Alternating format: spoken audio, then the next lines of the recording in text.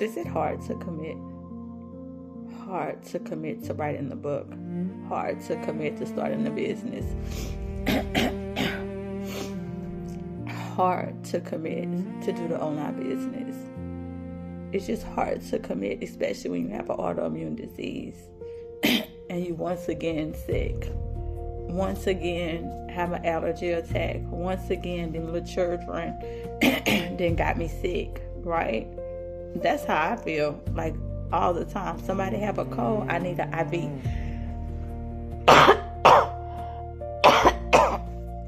It makes it so hard to commit to stuff when my body, like, literally want to catch what everybody else got.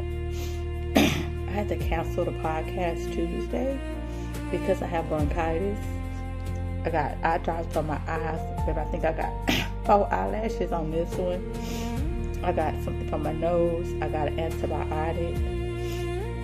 Y'all, I know what it feels like.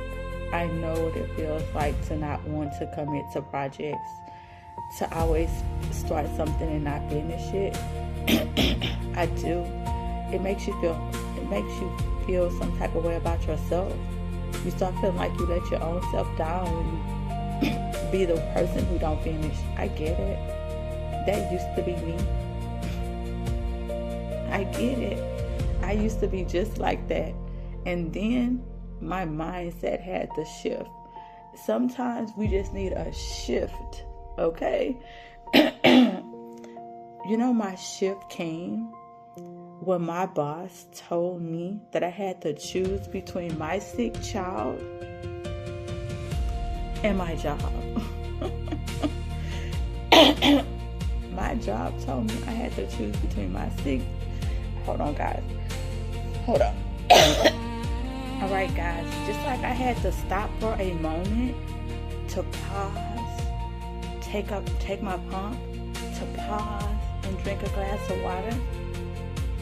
But I'm still going to be the woman who finished this video.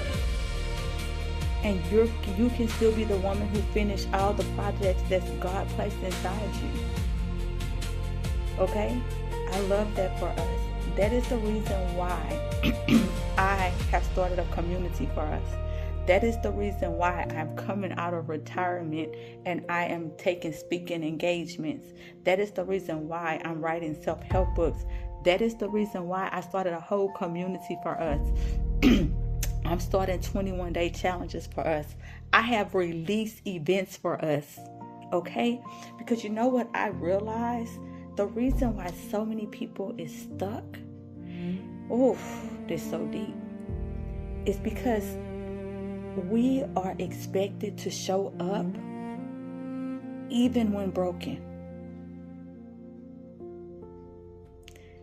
When my son was in the hospital, I was expected to still show up as the manager of my job, to smile and be an excellence, even while I was broken in my heart. And I understand that's what I got paid for. But I'm having release parties because we need to release some of the pressure of our days so we can be the best mother we can be. We need to release the pressure of our past so I can be the best wife that I can be. I need to release the pressure of me being molested so I can be the best person that I can be. I need to relieve the pressure of me being in a domestic violence relationship so I can show up present today. There is so much stuff that we keep continually carrying that weight over and over and over and over again. And I'm scheduling release parties and showing you ways that you can release it. Because guess what? Sometimes we keep snapping on people that didn't deserve the snap. or wasn't even worth the snap. It's because our bags are so filled and so heavy. So if you're ready to release, sis, if you're looking for a community, sis, if you're looking for a change, sis, if you're ready to be the woman who finished, sis, come in, I'm ready. You're ready to exhale. You're ready to move forward. You're ready to release. Join the Godfidence community so you can keep up with all the things that's coming ahead.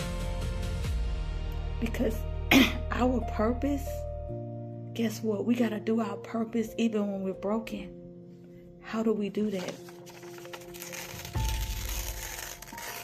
We need a place to release. I got to still show up whole, even though I'm broken. See you soon, sis.